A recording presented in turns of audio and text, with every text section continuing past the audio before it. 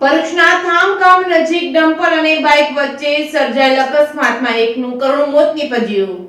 ભરૂચ જિલ્લામાં દિન પ્રતિદિન અકસ્માતોની સંખ્યામાં નોંધપાત્ર વધારો થઈ રહ્યો છે। જિલ્લામાં અકસ્માતોની ઘટનામાં અનેક લોકો મોતને ભેટ્યા છે તો કેટલાક લોકો ગંભીર રીતે ઇજાગ્રસ્ત થતા સારવાર લઈ રહ્યા છે। આજરોજ ભરૂચના જંબુસરને જોડતા માર્ગ ઉપર આવેલ થામ ગામ નજીક અકસ્માતની ઘટના સામે આવી હતી, જેમાં બાઇક સવાર ઈસમનું ઘટનાસ્થળે જ કમકમાટી ભર્યું મોત નીપજ્યું હતું। આધારભૂત સૂત્રો દ્વારા મળતી માહિતી અનુસાર ભરૂચ તાલુકાના થામ ગામ પાસે બેફામ દોડતા ડમ્પર ચાલકે બાઇક સવારને હડફેટે લીધું હતું। કિલાયતથી અંકલેશ્વર જઈ રહેલા બાઇક સવારને થામ ગામ નજીક અકસ્માત નડ્યો હતો। અકસ્માતમાં બાઇક સવારનું ઘટનાસ્થળે જ મોત નીપજ્યું હતું। ઘટનાના પગલે રાહદારીઓ અને સ્થાનિક લોકોના ટોળા એકત્ર થઈ ગયા હતા।